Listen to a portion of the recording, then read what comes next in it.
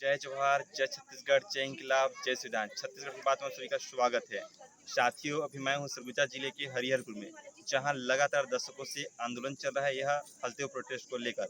और हमारे बीच में बिलासपुर से चल के आए हैं एक युवा साथी जो 200 दिनों से लगातार बिलासपुर में हल्दीव आंदोलन प्रोटेस्ट को लेकर आंदोलन कर रहे हैं। उनसे हम लोग बातचीत करेंगे। पहले उनसे जानते हैं उनका परिचय। क्या जी, नाम है सर मेरा नाम श्रेयांश गुप्ता है। जी। मैं बिलासपुर का रहवासी हूँ। मैं पेशे से एक एनालिस्ट हूँ, लेकिन मैं हसदेव आंदोलन से जो बिलासपुर में धरना जो कि 150 दिन हो गए, लेकिन आंदोलन जो कि मेरे ख्याल से 220-240 दिन हो गए, उससे मैं 200 दिन से जुड़ा हूँ। सर, मैं पूछना चाहता हूँ कि आप हल्दीव आंदोलन से कैसे जुड़े, मतलब किन चीज़ों को लेकर प्रभावित हुए आप इस आंदोलन को लेकर? देखिए, सबसे बुरी बात जो हम जैसे बड़े शहर के लोगों की है कि हमको अपने शहर से बाहर कहीं भी कोई भी मुद्दा हो रहा हो, उससे हमें कोई मतलब नहीं होता। जी। मैं भी वैसे लोगों में था। मुझे भी ये बात नहीं पता थी कि छत्तीसगढ़ में ही हसदेव क्षेत्र में कोयला खदान खुद चुकी है। काफ़ी पहले 10 साल हो गए, करीब पहले 10 साल पहले खुदी थी। उसको लेकर कितना बड़ा संघर्ष चल रहा, मुझे ये तक नहीं पता था कि हसदेव नाम के व्यापक वन हमारे क्षेत्र में, हाँ, पर्यावरण से प्रेम था। शहर के पास जो जंगल हैं, जो उधर अचानक मार तरफ हो गए, कोटा के पीछे हो गए, या देश में कहीं भी कोई जंगल है, जंगलों से प्रेम हमेशा से था। लेकिन हसदेव जैसे नाम का एक व्यापक जंगल हमारे प्रदेश में है, जहाँ कटाई चल रही है, जहाँ खुदाई चल रही है। आलोक शुक्ला जी उसमें काम कर रहे हैं, इतने सारे गाँववासी उसका विरोध कर रहे हैं। इन सब बातों के बारे में मुझे पता नहीं था। तो जैसे बिलासपुर का आंदोलन कब तगड़ा होता गया, जैसे जैसे लोग जुड़ते गए, प्रथमेश मिश्रा जुड़े, चंद्रप्रदीप वाजपेयी जी जुड़े, तब मेरे को पता चला कि ऐसा कुछ हो रहा है। प्रथमेश मिश्रा जी को मैं काफ़ी साल से जान रहा हूँ, और उनके माध्यम से मुझे ये पता चला, उन्होंने मुझे बताया कि ऐसा ऐसा हो रहा है और ये बहुत बड़ी दुर्घटना है। अगर हम जैसे नागरिक, जिनको वन, जिनको पर्यावरण, ये सारी चीज़ें जिनको पसंद, जैव विविधता, वन्य प्राणी जिनको ये पसंद है, जिनको पता है कि वनों का और वन्य प्राणियों का और जल का और जंगल का सीधा सीधा महत्व हमारे जीवन के लिए स्वयं है। अगर हम जैसे व्यक्ति इस मुद्दे को लेकर खड़े नहीं होते, तो बहुत बड़ी मुश्किल हो जाएगी। तो उन्होंने मुझे ये सारी बातें बताई कि यहाँ क्या हो रहा है, और फिर मैं इस आंदोलन में। सर, पिछले दिनों, अभी कुछ दिनों पहले क्या हुआ कि हल्दीव जो जंगल है उसको लेकर भी प्रशासन की टीम और अडानी की जो कंपनियां हैं और वन विभाग जो फॉरेस्ट की टीम है, उन्होंने हजारों, कम से कम 8,000 से अधिक पेड़ काट दिए। उस दिन आपको कैसा फीलिंग्स हुआ? देखिए, 8,000 पेड़ तो बड़े आंकड़े वाले होते हैं, और 8,000 पेड़ जो है वो उनके कुछ मैट्रिसेस हैं, ठीक है, उनके कुछ पैमाने हैं। पैमानों के हिसाब से इतना इतना फला फला इंच होना चाहिए, या फला फला फीट का उसका डायामीटर होना चाहिए, तब वो पेड़ गिनती में आएगा, अन्यथा वो गिनती में नहीं आएगा। तो 43 हेक्टेयर में जो कटाई हुई है अभी पिछले मेरे ख्याल से 2-3 हफ्ते पहले, उसमें जो 8,000 पेड़ की आप जो गिनती कर रहे हो, अगर असली मायने में उनके पैमानों से हम थोड़ा पीछे हटेंगे, तो ये पेड़ आराम से आपके 15-20-25 हज़ार पहुँचेंगे ही हाँ, पहुँचेंगे। ये डाटा तो प्रशासन की है। 8,000 तो प्रशासन का डाटा है, वो भी इतना मोटे मोटे पेड़ों का। अब इतने मोटे क्यों हो जाए, इतना हो जाए, इतना हो जाए, इतना हो जाए, उनकी तो कोई गिनती ही नहीं है। ठीक है, तो दुख हुआ।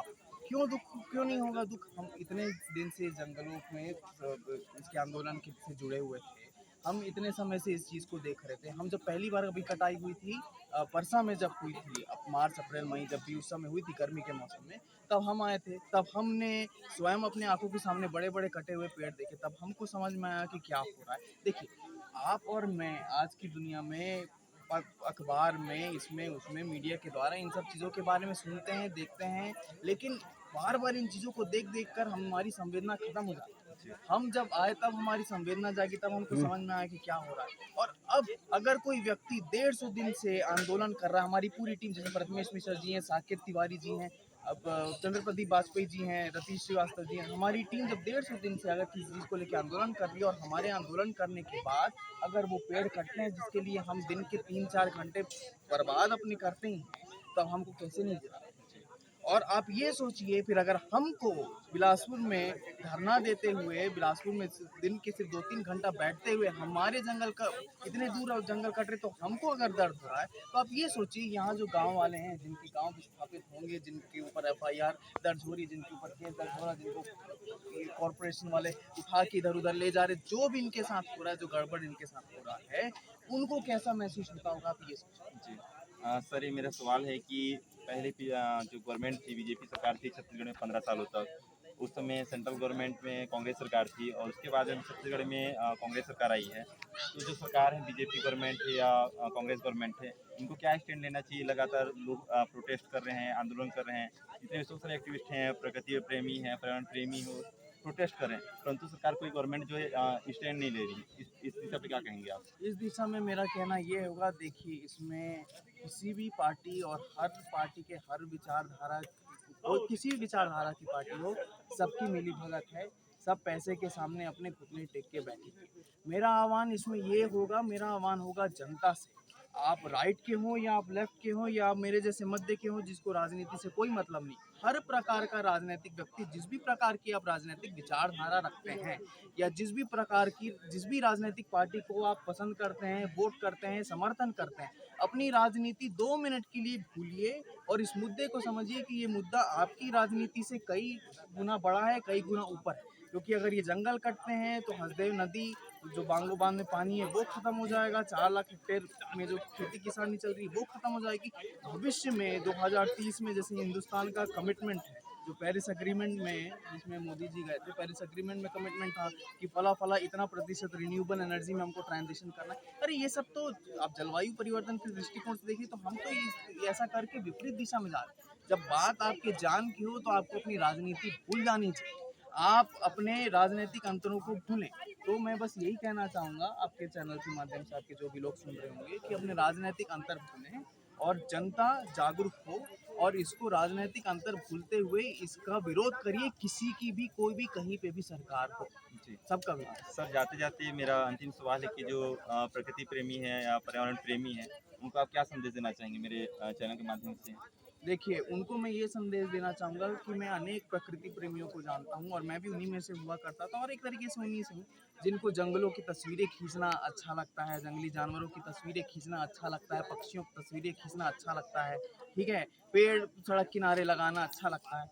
आप लोगों का सारा जंगल प्रेम धरा का धरा रह जाएगा अगर आप आँख बंद करके अपने सामने में गलत होने देते हैं तो।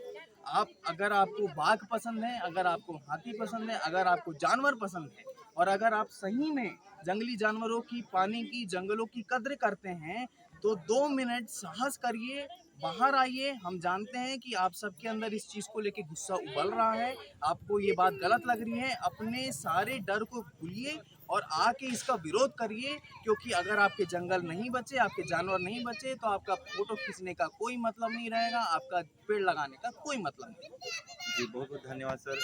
साथियों, जो अभी पर्यावरण को बात कर रहे थे, हम लोग हसदेव जंगल को बात कर रहे थे, आप लोगों की क्या प्रतिक्रिया है?